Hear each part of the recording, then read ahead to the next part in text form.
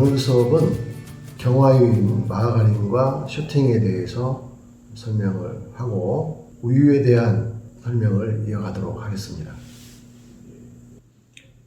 오늘 수업 먼저 경화유에 대한 정의에 대해서 먼저 설명을 하도록 하겠습니다.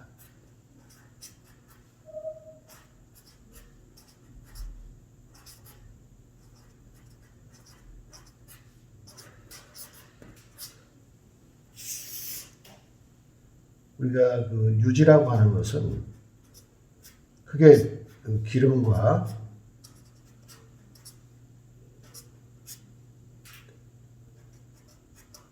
지방으로 분류된다고 했죠. 기름을 오일이라고 불러주고 지방을 푀이라고 불러줍니다. 기름이라고 하는 것은 그 상온에서 액상을 띠고 있는 이와 같은 유지를 기름이라고 불러주고, 상온에서 고체상을 띠고 있는 이와 같은 유지를 우리가 지방이라고 불러주죠. 일반적으로는 상온에서 액상을 띠고 있는 유지들은 전부 다 대부분 식물성 유지입니다. 대두유라든가 참기름, 들기름, 올리브유, 옥배유, 전부 다 이런 식물성 유지들은 상온에서 액상을 띠는 것이고, 상온에서 고체상을 띠는 것들은 전부 다 동물성 유지에 해당됩니다. 우지라든가 돈지라든가 소지방, 돼지지방은 상온에서 고체상을 띠기 때문에 지방이라고 불러주는 거죠. 여기에 이제 각각 예는 하나씩 있습니다. 식물성 유지면서 상온에서 고체상을 띠고 있는 이것이 이제 카카오 버터입니다. 초콜릿을 만들 때 사용되는 이 카카오 버터의 경우 식물성이지만 상온에서 고체상을 띠는 것이고, 동물성 유지면서 상온에서 액상을 띠는 것이 있습니다.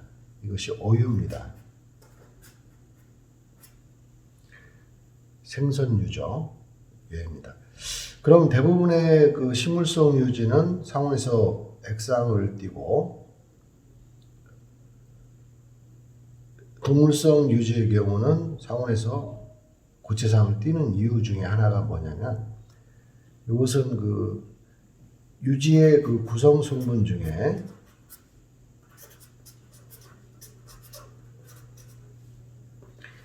이 지방산의 조성비가 다르기 때문이에요.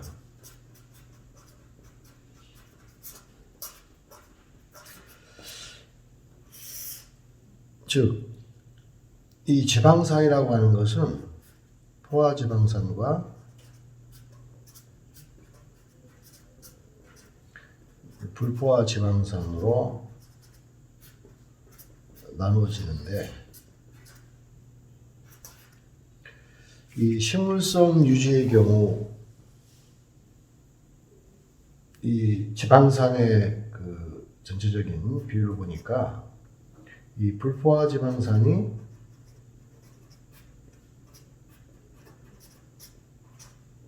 이 포화 지방산의 비율보다 많다는 거죠. 지방산을 100으로 놓는다면 절반 이상이 불포화 지방산으로 구성되어 있다는 얘기입니다. 동물성 유지는 반대입니다. 이 불포화 지방산보다는 이 포화 지방산이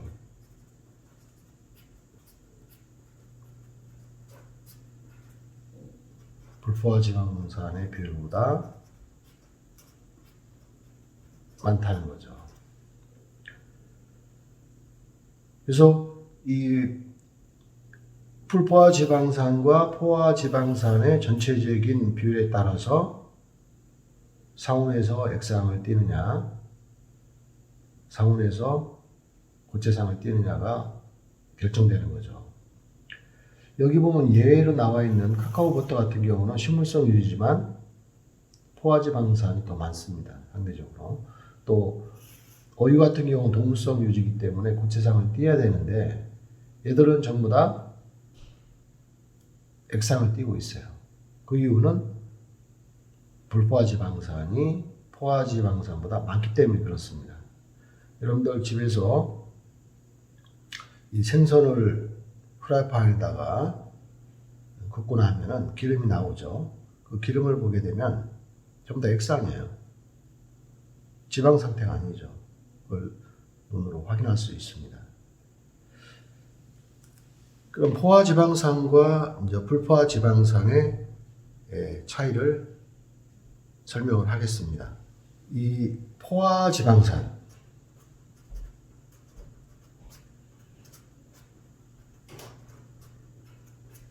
불포화지방산의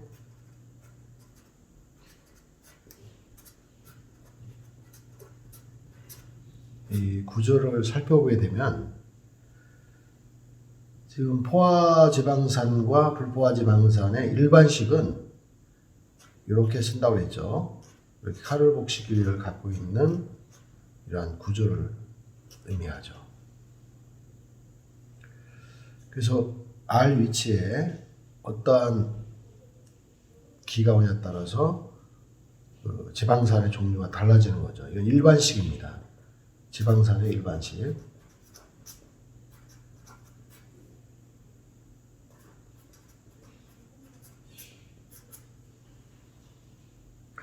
지금 포화지방산 같은 경우에는 이렇게 뒤에 카르복실기가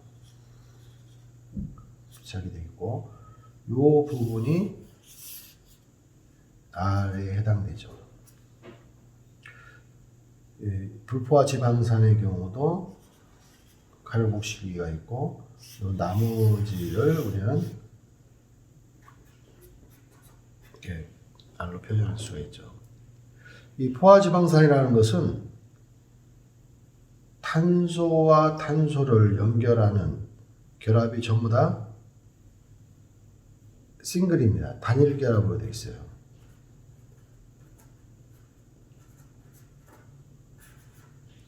지금 탄소와 탄소를 연결하는 모든 결합의 위치를 보면은 하나의 싱글 본딩으로 되어 있다는 거죠.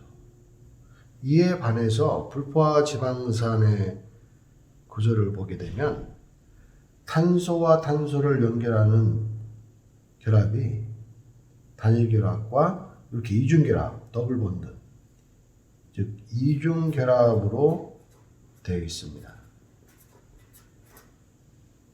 그러니까 포화지방산이냐 불포화지방산이라고 하는 이러한 용어의 구별점은 탄소와 탄소를 연결하는 결합이 모두 단일 결합일 때는 포화지방산, 탄소와 탄소를 연결하는 결합 중에 이중 결합이 한 개 이상 있을 때는 우리가 불포화지방산이라고 불러주는 거죠.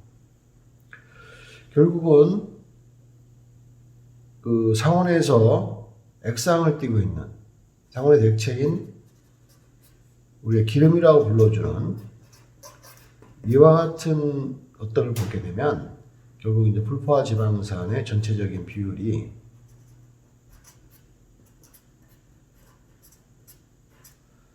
이 포화지방산보다 많다는 거죠. 전체를 100으로 놨을 때 불포화지방산이 포화지방산보다 많다라는 거죠. 또 상온에서 고체를 띠고 있는 이와 같은 지방 같은 경우 포화지방산의 양이 불포화지방산보다 많다는 겁니다. 우리가 보통 유지라고 하는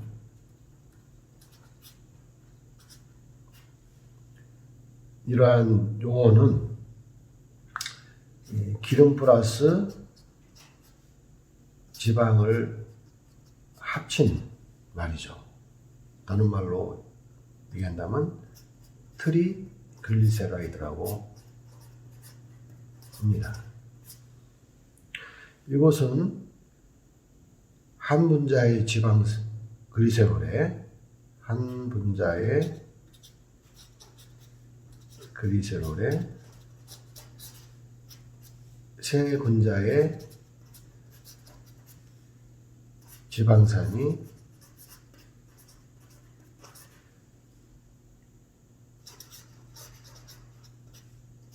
에스테르 결합을 하고 있다는 것을 지난 시간에 설명을 했습니다.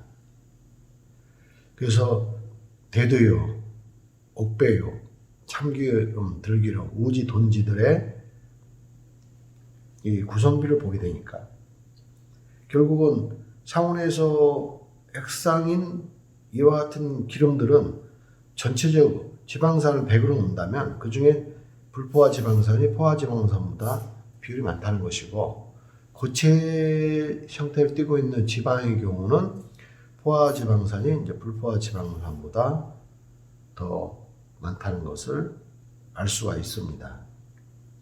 자, 지금부터는 이제 포화 지방산과 불포화 지방산에 대한 종류를 설명하도록 하겠습니다. 먼저 포화 지방산의 종류에 대해서 설명을 하겠습니다. 종류를 보게 되면 카프리릭 액시드, 카프릭 액시드, 로릭 액시드,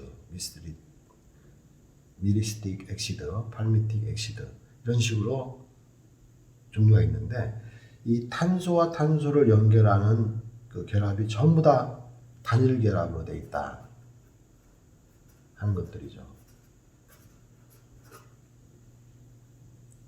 단일 결합으로 되어 있습니다. 포화 지방산들은.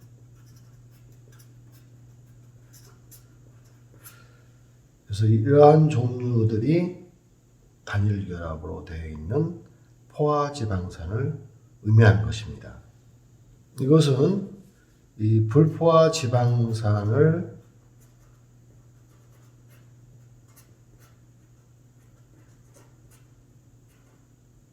얘기하고 있습니다. 이렇게 보면은 탄소와 탄소를 연결하는 결합이 대부분 단일 결합이지만 도중에 이렇게 이중 결합이 보이죠? 이중 결합. 다 이중 결합이 한 개 쭉 한 개씩 되어 있죠. 그 다음에 이중 결합이 이제 두 개 있는 이와 같은 지방산을 니눌렉 액시드라고 부르죠. 여기도 두 개 있죠. 그 다음에 아라치도닉 액시드 같은 경우는 하나, 둘, 셋, 네 개의 이러한 이중결합이 있음을 알 수가 있습니다. 그래서 불포화 지방산의 정의라고 하는 것은 탄소와 탄소를 연결하는 이 결합이, 이중결합이 한 개 이상 존재할 때 우리는 이것을 불포화 지방산이라고 부르게 되는 것입니다.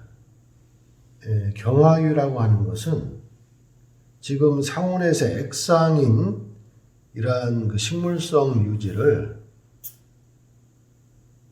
또는 고유와 같은 동물성 유지를, 즉 액체인 이런 기름을 고체로 바꿔주는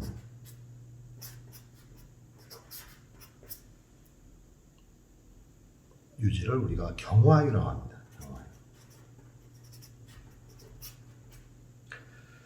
지금 식물성 유지들은 대부분 상온에서 액상을 띠고 있죠. 또 동물성 유지 중에 어유는 액상을 띠고 있어요. 결국은 이렇게 불포화 지방산이 포화 지방산의 함량보다 많기 때문에 이것을 고체로 바꿔준다고 하는 것은 불포화 지방산을 포화 지방산으로 전환시켜버리면 이 경화유가 만들어지는 거죠. 그래서 탄소와 탄소를 연결하는 이중결합을 여기다가 수소를 치환해서 수소를 결합시켜버리면 이렇게 이중결합이 단일결합으로 바뀌겠죠. 그 경화유의 정의라고 하는 것은 이 불포화 지방산이 많은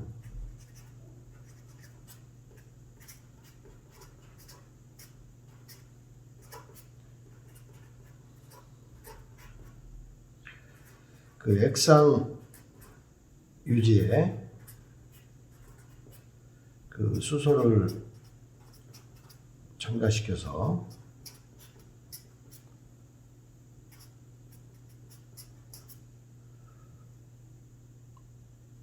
얻게 되는 이 고체 지방을 우리는 경화유라고 부릅니다.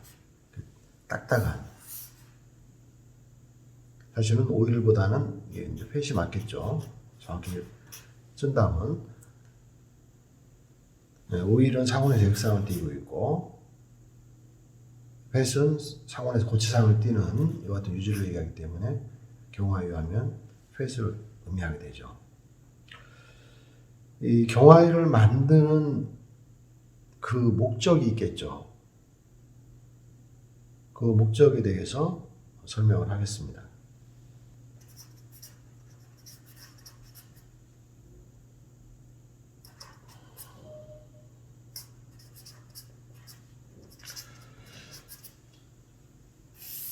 우리가 그 상온에 액상을 띠고 있는 이러한 오일을 이 고체상을 띠도록 만든 이 경화유인 경우 어떠한 특별한 장점이 있기 때문에 이 액상의 오일을 고체상으로 전환시키는 것입니다. 그 첫 번째 그 장점을 보게 되면 그 산화 안정성을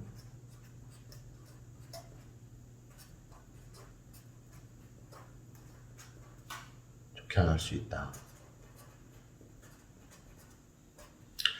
이게 무슨 얘기냐면은 이 불포화 지방산은 이중결합이 있는 그 지방산을 얘기하죠. 이중결합이 존재하게 되면 여기에 다른 좋지 못한 냄새 성분이라든가 또는 다른 물질이 쉽게 결합할 수 있기 때문에 그 산패를 일으킬 가능성이 높아요. 그래서 이걸 수소 첨가에 의해서 이렇게 단일 결합으로 바꿔버리면 다른 성분이 껴들 확률이 점점 적어지겠죠. 그래서 그 산화 안전성이 굉장히 높아지는 그것을 기대하기 위해서 결국은 경화유를 만드는 거예요. 이 산화 안전성이 높아지면은 결국은 유통기간의 연장을 의미합니다.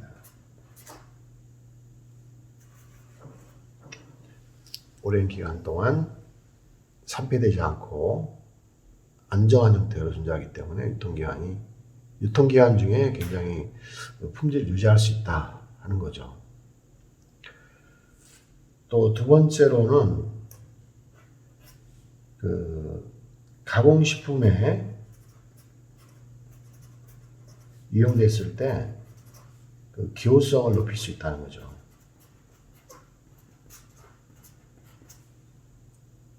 여러분들이 집에서 이제 치킨을, 즉 통닭을 집에서 튀길 수도 있고 어떤 전을 부쳐서 먹을 때 우리는 집에 있는 대부분의 유지라고 하는 것은 기름이에요. 대두유라든가 옥수수 기름을 가지고 또는 올리브 기름을 가지고 통닭을 튀긴다든가 전을 부치게 되면 이것이 액상이기 때문에 통닭이라든가 전에 스며들어갖고 이게 물컹물컹한, 바삭거리지 않고 물컹물컹한 물성을 주게 되는 것이죠. 이에 반해서 이 지방으로 되어 있는 경화유를 가지고 튀기게 되거나 전을 부치게 되면 열을 가하면 고체의 지방이 액상으로 바뀌겠죠. 온도가 높아지면. 튀긴 후에 냉각이 되면 이것이 고체로 바뀌기 때문에 바삭거리고 또 이 손에 기름이 묻지 않겠죠. 그래서 이 기호성이 상당히 높아지는 것을 알 수가 있습니다. 여러분들 집에서 이 통닭을 튀긴다든가 또는 뭐 어떤 전을 부칠 때 액상유를 쓰게 되면 조직이 물컹물컹해지죠. 근데 이렇게 지방을 쓰게 되면 바삭거리고 손에 잘 안 묻어요. 그래서 이 튀김 종류라나 이런 것을 만들 때는 기름을 쓰는 게 아니라 지방을 쓰는 게 훨씬 더 품질이 좋기 때문에 이런 경화유가 훨씬 더 많이 이용된다는 거죠. 세 번째는 이 경화치를 기대할 수 있다. 이 수소 첨가에 의해서 이제 경화를 시키면은 이 치가 냄새나 맛이 훨씬 좋아집니다. 여러분들 과자라든가 또는 케이크라든가 이런 제품들 보면 대부분 경화유를 많이 사용되는데 바삭거리고 그 감칠맛 나는 구수한 경화치가 나기 때문에 이와 같은 경화유를 쓰게 되는 거죠. 근데 문제는 이게 이제 트랜스 지방이라는 거죠.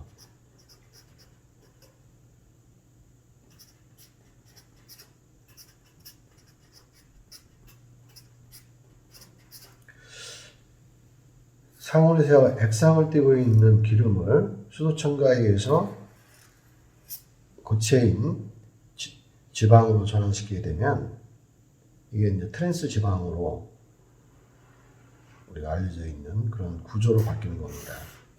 그 트랜스 지방이 인체에 어떤 해를 주기 때문에 트랜스 지방의 섭취를 지금 좀 규제를 하고 있는 그런 상황입니다. 이번에는 그 마가린에 대해서 설명하겠습니다.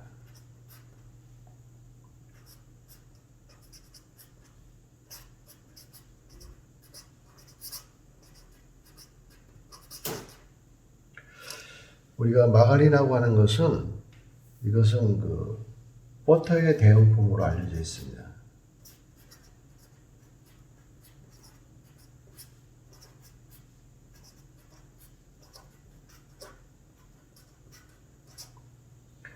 이 버터라고 하는 것은 대부분 우유의 지방을 모아가지고 만든 가공식품이 버터입니다. 그 우유 속에 있는 고체 상태의 지방. 우유라고 하는 것은 동물성에서 얻어지는 포유동물의 젖을 얘기하는 거죠. 거기에 있는 지방들은 다 고체죠. 그래서 우유 속에 있는 지방을 분리해가지고 이와 같은 버터를 만드는 것입니다. 이 버터가 상대적으로 가격이 비싸기 때문에 좀 값싼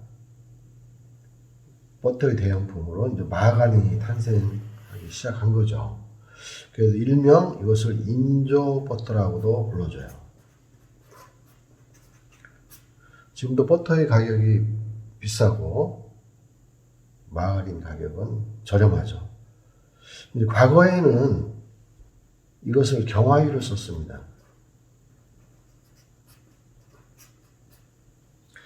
이 경화유를 써가지고 이제 마가린을 만들었던 거예요.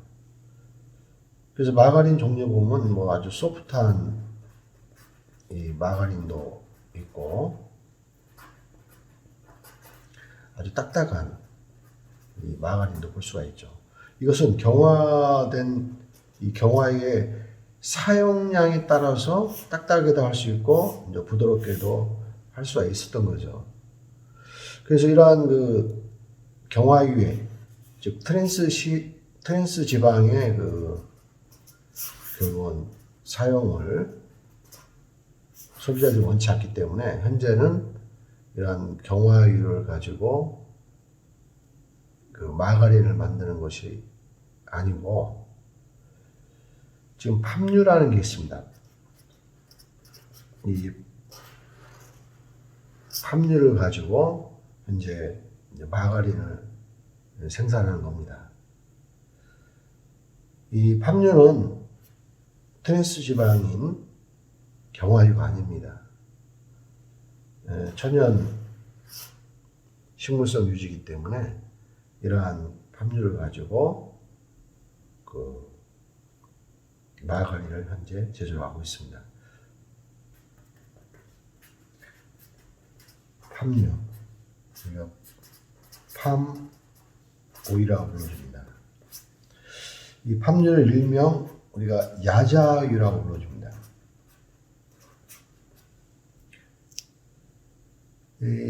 이 팜유는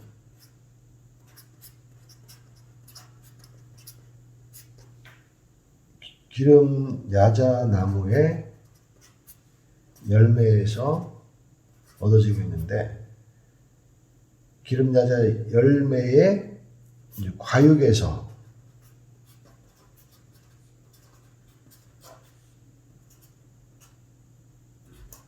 채유를 하고 있습니다. 지금 이쪽 사진에 보면 기름 야자나무 열매가 사진으로 나오고 있습니다. 이러한 그 기름 야자나무는 주로 인도네시아하고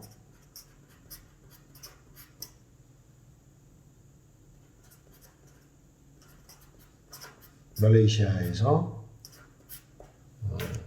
생산해서 전 세계에 유통되고 있는 기름입니다. 우리나라는 주로 이 말레이시아에 생산되는 이 팜유를 수입에다가 가공용 유지로 만드는 데 쓴다든가, 튀김용 유지, 라면이라든가 과자를 만들 때 현재는 이 팜유를 주로 쓰고 있습니다.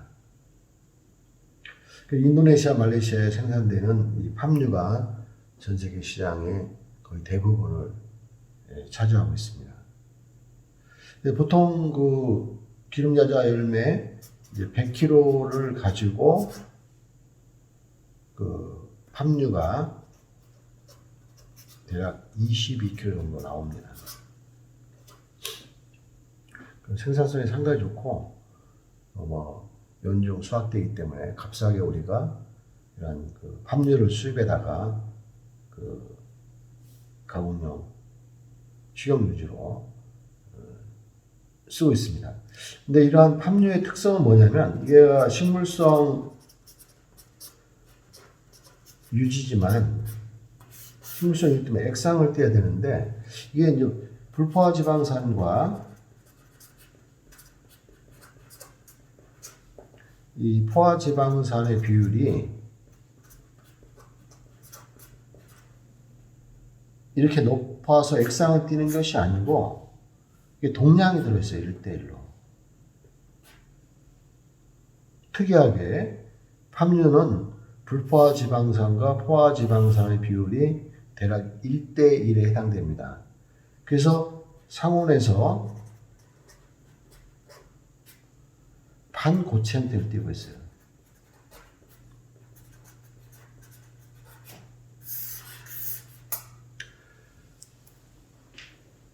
그렇기 때문에 이 불포화 지방산과 포화 지방산이 1대1 비율로 나오기 때문에 반고체한테를 띄고 있고, 상대적으로 다른 식물성 유제에 비해서 불포화 지방산의 함량이 낮기 때문에 산화 안정성이 뛰어나죠.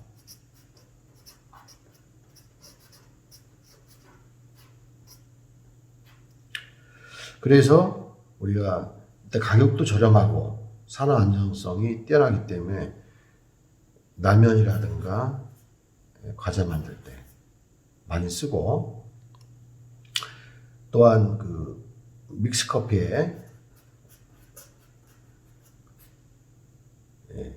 커피를 부드럽게 하는 이 프림에 이러한 팜유가 많이 사용되고 있습니다.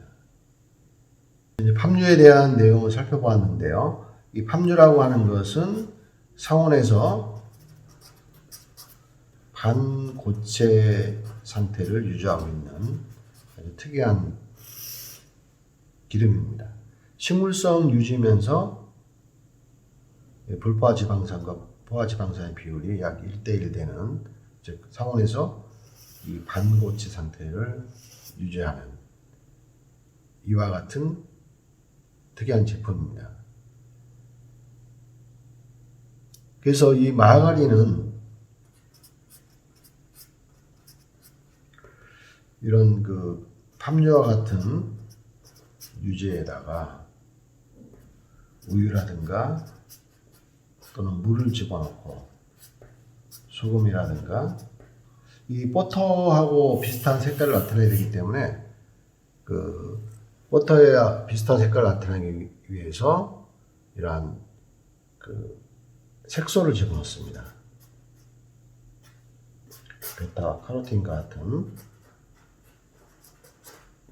이런 천연 색소를 집어넣어서 약간 노르스름한 빛깔을 내주기도 하고, 또 버터와 비슷한 그 향을 내기 위해서 이런 향료를 집어넣어요. 바닐라 향이라든가 뭐 이런 것들을 집어넣어서 맛도 비슷하게 만드는 거죠. 그 다음에 그 산패를 방지하기 위해서 산화 방지제도 첨가해서 그 유통기간 중에 그 산화를 방지하는 이러한 과정을 거치게 되는 거죠. 여기 보면 이제 물이 들어가죠. 우유라든가 물이 들어가고, 팜유를 현재는 많이 사용하는데 이때 가격도 싸고 반고체 상태이기 때문에 여기에 결정적으로 유화제가 들어갑니다. 물과 기름을 안정한 형태로 크림과 같이 만들어주기 위해서 유화제를 첨가해서 그 유화시킨 다음에 만든 제품이 마가린이죠. 이번에는 그 쇼팅에 대해서 설명을 하겠습니다.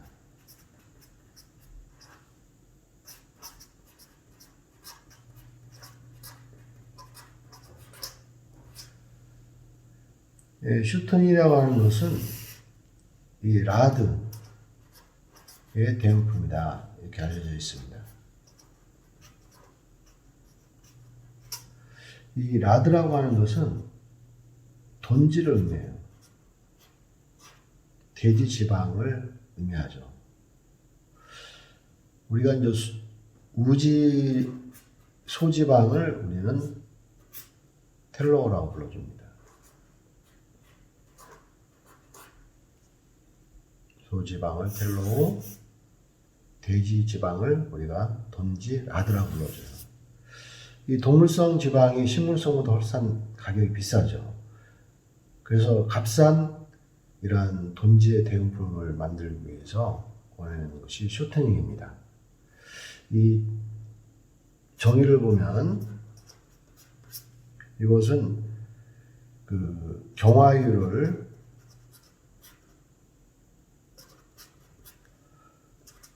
사용해서 여기에 질소라든가 탄산가스를 주입시켜서 만든 식용유지 가공품이에요.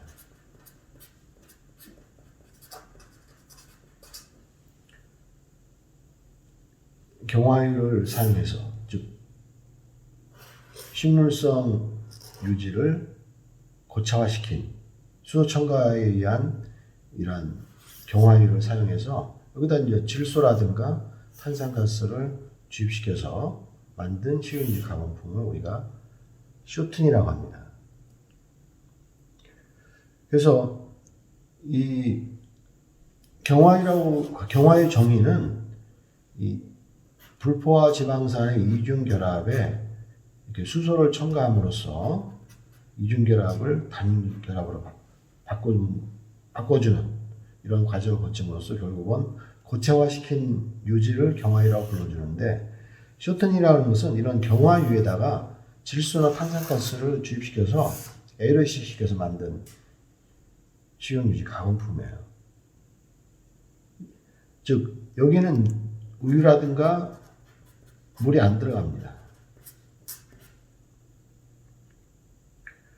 순수한 경화유에 이러한 질소나 탄산가스를 넣어서 만든 거죠. 이렇게 만들게 되면 이게 장점이 생깁니다.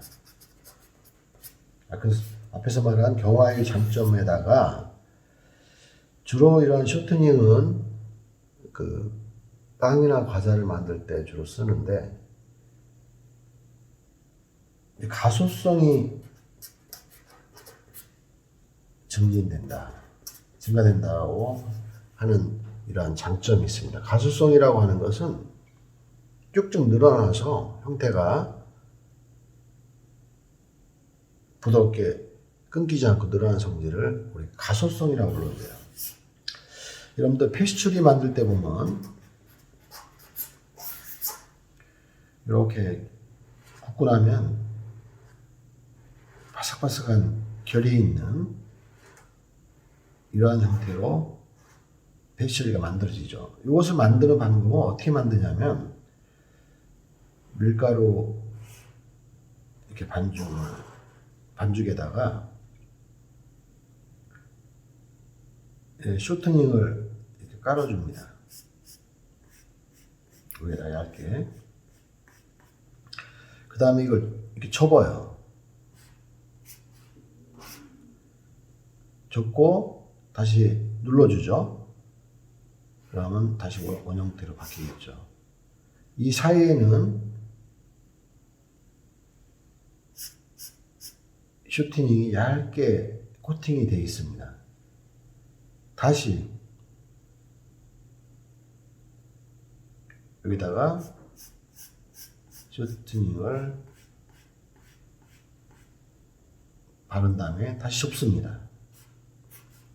이런 과정을 거친 다음에 굽게 되면 이렇게 결이 있는 요 사이사이에 쇼트닝이 얇게 펴진 상태로 들어가게 되겠죠. 그러니까 이런 과자를 굽는 과정에서 쇼트닝은 이러한 반죽 속으로 다 스며드는 거죠. 그래서 결국은 이렇게 얇게 펴지는 이런 페스츄리를 만들 수 있는 거예요. 그래서 이때 쇼트닝이 뚝뚝 끊어지게 되면 어떻게 돼요? 이러한 그 파이 형태가 안 만들어지겠죠. 페스츄리가. 그 가수성이 높은 이러한 쇼트닝이 이용되는 겁니다. 이번에는 그 마가린과 쇼트닝에 대해서 각각의 정의라든가 규격, 그 다음에 그 차이점에 대해 설명을 하겠습니다. 앞에서도 얘기했지만 마가린이라고 하는 것은 값비싼 버터를 쌈값에 이용하기 위한 대용품이다. 버터와 색이라든가 맛이라든가 여러 가지 물리적인 특성을 비슷하게 만든 것이 마가린이죠. 일명 인조 버터라고 불러주는 것입니다. 과거에는 이 경화유를 사용해서 만들었는데 현재는 소비자들이 트랜스 지방을 거부하기 때문에 주로 이제 값싼 팜유를 써가지고 이 팜유에다가 물이라든가 우유, 소금, 색소, 향료, 산화방지제, 그 다음에 유화제를 넣고 유화시킨 제품이에요. 물이 들어가고 물과 기름이 안 섞이기 때문에 유화제를 넣고 유화시킨 그와 같은 제품이 마가린입니다. 이 식품공정이라는 것은 이것은 그 우리나라 법원 1962년도에 국내 최초로 이제 식품위생법이 제정이 돼서 공포가 됐습니다. 그래서 식품을 제조하거나 판매하는 행위는 이 식품위생법에 따라서 제조를 해야 됩니다. 또 판매를 해야 됩니다. 이게 합법적이죠. 그래서 이런 그 식품의 종류별 기준과 규격에 대해서 만들어 놓은 책자가 식품공정입니다. 그러니까 식품을 제조하는 모든 식품 제조업체에서는 이 식품 공전을 보고 그 기준과 규격에 따라서 식품을 제조하게 됩니다. 또 식약처에서도 마찬가지로 이 식품 공전을 근거로 해서 결국은 이런 불량식품에 대한 기준 규격이 위반된 내용들을 가지고 그 지도 감독을 하고 있는 상황입니다. 그래서 식품공전이 결국은 식품위생법에서 이 기준과 규격을 모아서 정리하는 책자입니다. 여기 보면 이제 마가린의 정의라는 것은 식물성 유지 또는 동물성 유지, 여기 이제 유지방, 버터가 포함되어 있죠. 우유의 지방이 포함되어 있습니다. 이게 물, 식품 첨가물 혼합하고 유화시켜서 만든 고체상 또는 유동상인 것이다. 유화시킨다는 내용이 정의 나와 있죠. 유화시킨다는 것은 그 유지 성분하고 물이 존재한다는 것을 의미해요. 그 규격을 보니까 지방 함량은 약 80% 이상을 유지하도록 되어 있어요.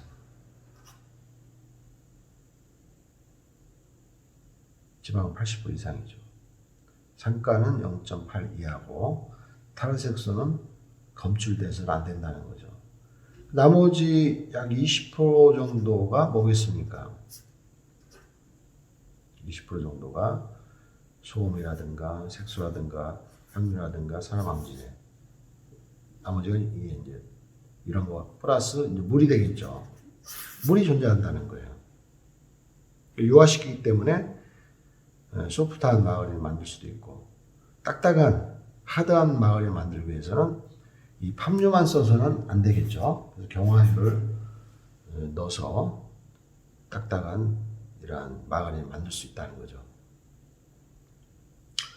이 마가린이라는 말의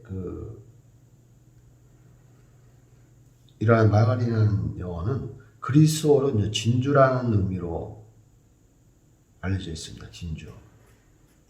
그래서 마가린 색깔이 진주의 색깔과 비슷하다고 해서 이제 마가린으로 이름을 붙였다고 합니다. 1867년도에 프랑스에서 최초로 만들어진 겁니다. 이 버터가 비싸고 그 양이 한정되어 있기 때문에 많은 그 사람들, 군인들한테 먹이기 위해서 이 마가린을 만들 수 있도록 요구를 했고, 이게 만들어진 거예요. 여기 보면 이제 버터하고 이제 마가린의 정의 나와 있어요. 다시 버터라고 하는 것은 우유의 지방, 우유의 지방을 우리가 유지방이라고 불러주는데 이거부터 만들어지는 거죠. 버터라고 하는 것은 우유 속에 있는 지방을 가지고 만든 제품이고, 이 마가린이라고 하는 것은 정제된 식물성 기름과 물을 주로 사용해서 만들어진 거예요. 식물성 지방 함유에다가 이렇게 물이 들어가죠. 여기 우유가 들어갈 수도 있습니다. 이렇게 만들어진 제품이 여기가 마가린이죠. 그 마가린은 유화시키고, 즉 물이 존재하는 이러한 제품이 마가린이죠. 그 버터를 대용할 수 있는 그러한 제품이 되겠죠. 일반 쇼트닝이라고 하는 것은 라드의 대용품이다. 라드라고 하는 것은 돼지 지방을 의미하죠. 돼지 지방이 비싸기 때문에 돼지 지방을 대체할 수 있는 이런 대용품으로 쇼트닝이 개발된 겁니다. 그래서 경화유에다가 질소, 탄산가스 또는 공기를 넣어서 만든 식용유지 가공품이죠. 그래서 식물성 유지 또는 동물성 유지를 그대로 또는 식품 첨가물 집어넣어서 가수성, 유화성 등의 가공성을 부여한 고체 또는 유동상을 말합니다. 이 가수성이라는 것은 쭉쭉 패시 만들 때 그 쇼트닝이 끊기지 않고 쭉쭉 늘어나는 이러한 가소성을 얘기하는 거고, 빵과 과자를 만들 때 쇼트닝을 많이 쓰는데, 케이크 만들 때 여기 물과 기름이 들어가겠죠. 그래서 물과 기름이 안정되게 혼합할 수 있도록 이 쇼트닝에 유화제가 또 들어가 있어요. 이 마가린은 유화제로 유화시킨 제품이고, 쇼트닝에는 유화제 들어가 있어요. 여기는 물이 없습니다. 쇼트닝에는 물이 없기 때문에 이런 유화제를 첨가를 시켜놓으면 빵과 과자, 특히 케이크 만들 때 물과 기름이 안정하게 혼합될 수 있도록 이미 유화제를 넣어놓은 거예요. 그래서 쇼트닝을 사용하게 되면 구태여 빵과 과자를 만들 때 유화제를 별도로 넣을 필요가 없는 거죠. 이 속에 들어있기 때문에, 쇼트닝 속에. 규격을 보면은 지방은 거의 99% 이상 되기 때문에 다른 것이 안 들어가기 때문에 조지방에 대한 기준은 없어요. 상가가 1.0 이하가 되도록 규정하고 있고, 이런 쇼트닝의 특징은 뭐냐? 첫 번째, 쇼트닝성이라는 게 있습니다. 바삭바삭한 이런 특성을 갖게 하는 거죠. 여러분도 과자라든가 먹게 되면 과자가 바삭바삭하죠. 또 쉽게 부스러지는 성질을 갖게 돼요. 이게 쇼트닝성이라고 합니다. 이것은 쇼트닝이 들어가게 되면 과자가 바삭바삭해지는 거죠. 그 다음에 두 번째, 이제 크림성. 이런 밀가루 반죽에 공기를 포집하는 능력을 증가시키는 것을 크림성이라고 해요. 그래서 이런 쇼트닝 같은 경우는 빵 반죽이라든가 과자 반죽을 했을 때 공기를 포집하는 능력이 뛰어나기 때문에 나중에 구웠을 때 이런 그 점탄성이 높은 폭신폭신한 스펀지와 같은 이런 물성을 주게 되는 거죠. 이게 쇼트닝 역할입니다. 그 다음에 컨시스턴시. 우리가 이제 과자나 이런 케이크 만들 때 보면 이 반죽의 온도가 계속 달라집니다. 작업 시간이 길어지기 때문에. 이때마다 어떤 끈기가 달라지고 또는 물성이 달라지면 결국 형태가 달라지겠죠. 그런데 이런 쇼트닝을 쓰게 되면 온도가 달라져도 이런 반죽의 물성이 항상 일정하게 되는 그런 특성을 얘기하는 겁니다. 굉장히 중요한, 빵과 과자에 있어서는 중요한 그런 작용을 하는 것이 쇼트닝이라는 거죠. 쇼트닝에 대한 정의가 나와 있습니다. 상온에서 고체 형태인 지방을 얘기하는 거예요. 상온에서. 수소 첨가를 시킨 경화유로 만들지만은 결국은 상온에서 고체상을 띠고 있는 지방이다. 그 다음에 이제 페스트리를 만들 때 이용되고 다른 식품을 만들 때 이용되는데, 이 쇼트닝을 가지고 아까 얘기한 통닭이라든가 또 전을 부칠 때, 튀김을 할 때 이 고체 유지를 쓰게 되면 통닭, 전, 튀김을 하고 난 다음에 바삭바삭거리고 감칠맛 나는 이런 제품으로 바뀔 수가 있어요. 액상으로 튀겨버리면 물컹물컹한, 소리에 기름이 달라붙고 물컹물컹한 물성을 주기 때문에 소비자는 선호하지 않습니다. 그래서 이런 경화유인 쇼트닝이 가공식품에 있어서 많이 사용되는 이유가 이러한 특성이 있기 때문에 그래요. 그래서 이게 트랜스 지방이라는 면을 보면은 가급적 사용을 줄여야 되는데 이걸 안 쓰면 잘 안 팔려요. 맛이 없기 때문에. 그러한 문제점이 있습니다. 이번에는 그 분말 유지에 대해서 설명을 하겠습니다. 분말 형태의 유지죠. 우리가 유지라고 하는 것은 기름과 지방을 얘기하기 때문에 분말 제품을 기름과 지방이라고 부르지는 않습니다. 그래서 액상인이란 기름을 가지고 이것을 분말화한, 즉 분무 건조를 시켜서 분말화한 제품을 우리가 분말 유지라고 합니다. 이러한 분말 유지는 어디에 쓰이냐면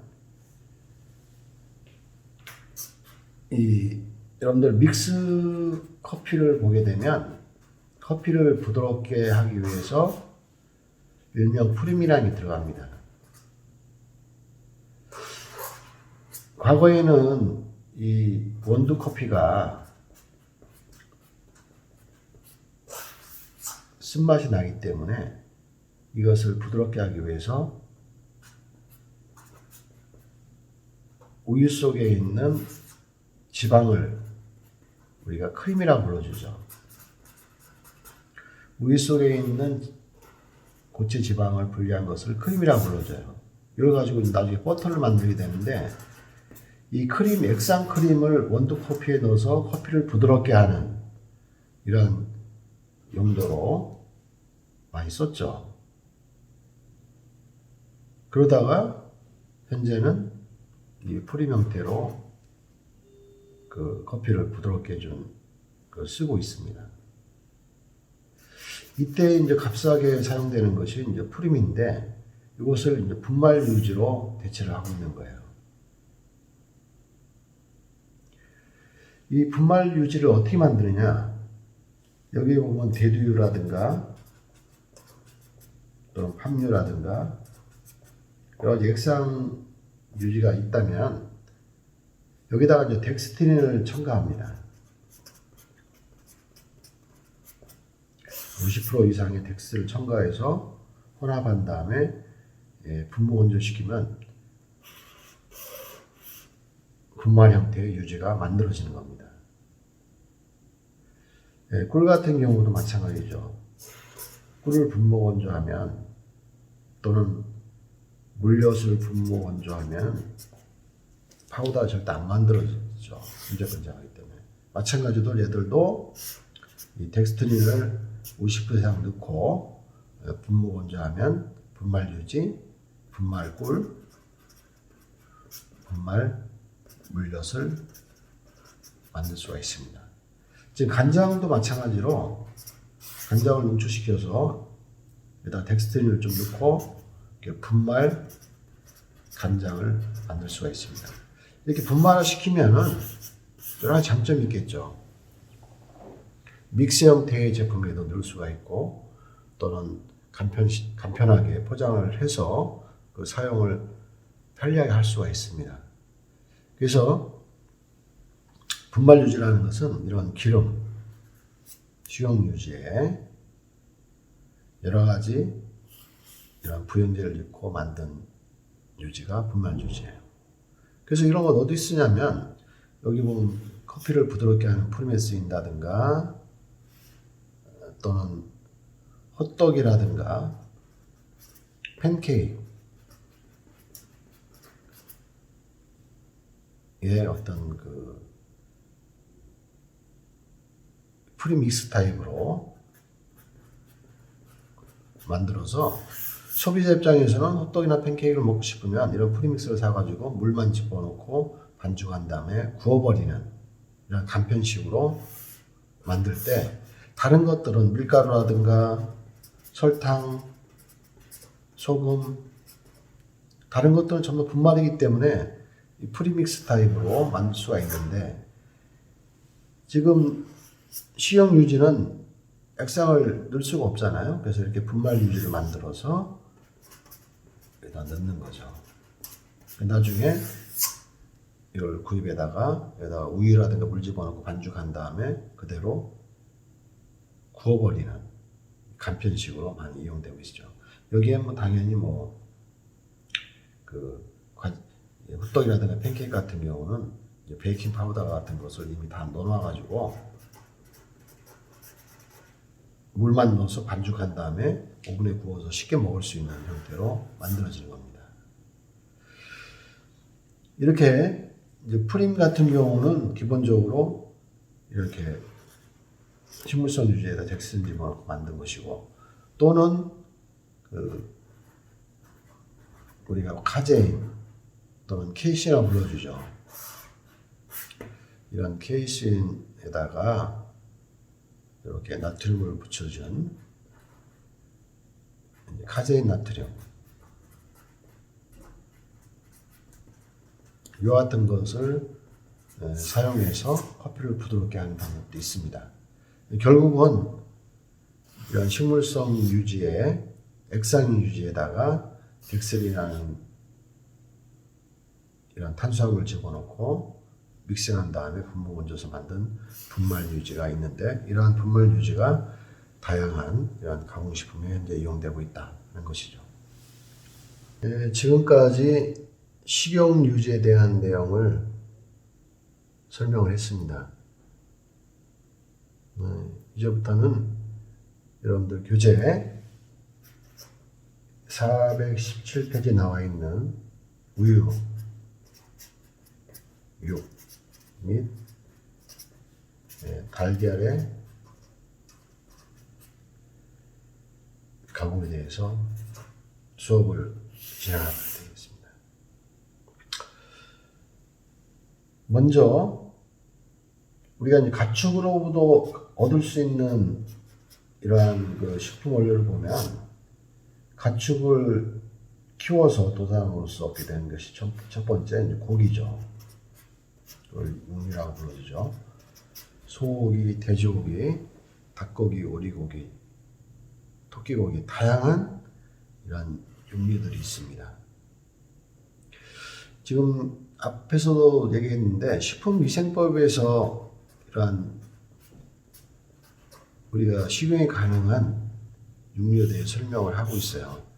여기서는 이 개고기는 식용이 아닙니다. 식용이라고 정의를 안 내리고 있어요. 식품위생법에서 정한 가축의 육류를 우리가 식용으로 쓸 수가 있는데 개고기는 포함이 안 돼 있어요. 그래서 개를 도살한다든가 개고기를 판매하는 행위가 사실은 이게 불법입니다. 현행법 위반이지만 지금 위생법 위반이지만 법적으로 지금 처리를 못하고 있는 거예요. 전통적으로 먹어왔다는 그 이유로 인해서 방치하고 있는 그러한 상황입니다. 그 다음에 그 야생동물의 경우는 멧돼지라든가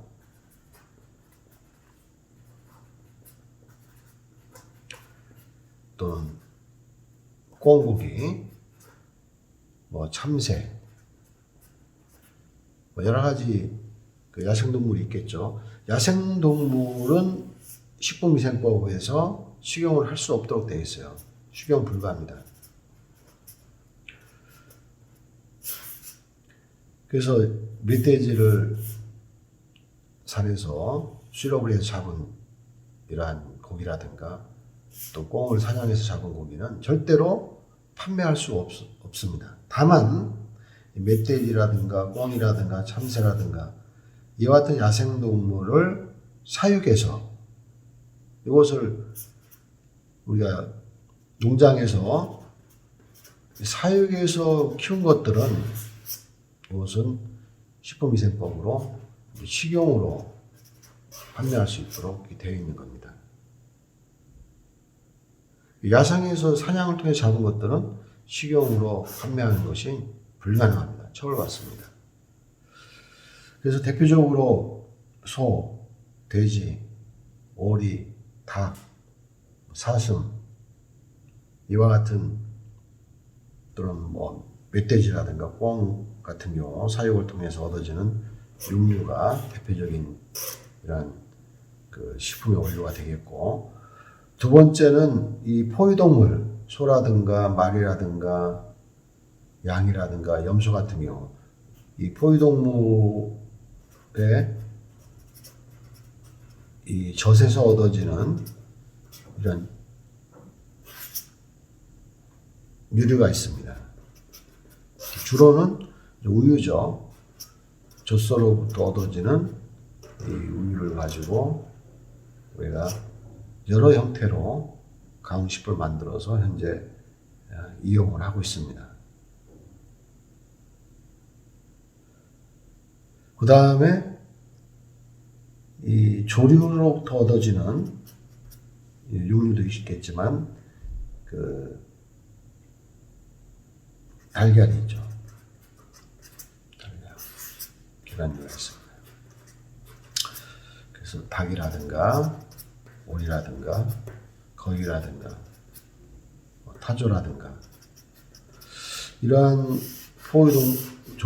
조류로부터 얻어지는 이런 난류가 있습니다. 그래서 앞으로 육류를 가지고 만들 수 있는 가공식품들, 유류를 가지고 만들 수 있는 가공식품들, 난류를 가지고 만들 수 있는 가공식품에 대해서 설명을 하겠습니다. 먼저 우리가 유류, 대표적인 것이 이제 우유죠. 이제 우유를 갖고 만들 수 있는 가공식품들의 종류를 살펴보게 되면 CU가 있습니다. 시티밀크라고 해서 우리가 마시는 이러한 흰 색깔의 우유가 있습니다. 그 다음에 우유 속에 있는 지방을 분리한 크림이 있죠. 크림 가지고 만든 이 버터가 있습니다.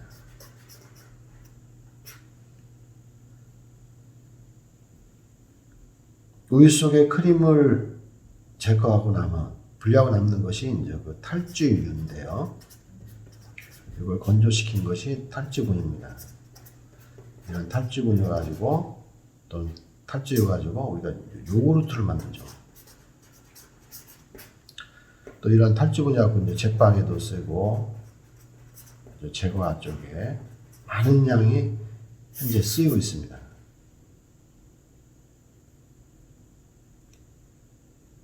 또 우유 속에 존재하는 단백질을 이용해서 만든 제품이 치즈입니다. 이와 같은 우유 가공품들에 대해서 향후에 설명을 하겠습니다. 그 다음에 육류, 소고기, 돼지고기, 닭고기를 가지고 만들 수 있는 가공식품들 많죠. 특히 이제 우리가 알고 있는 베이컨이라든가 햄이라든가 소세지 같은 가공식품이 대표적인 게 있죠. 이것 말고도 뭐 육포라든가 또 통조림 제품 이와 같은 가공품들이 존재하고요. 그 다음에 이제 계란 가지고 만들 수 있는 여러 가지 가공품들이 있죠. 대표적인 게 이제 계란의 노른자를 이용한 마요네즈, 또 제과 제빵에 필수적으로 사용되는 것이 이제 계란이죠. 또 뭐 구운 달걀이라든가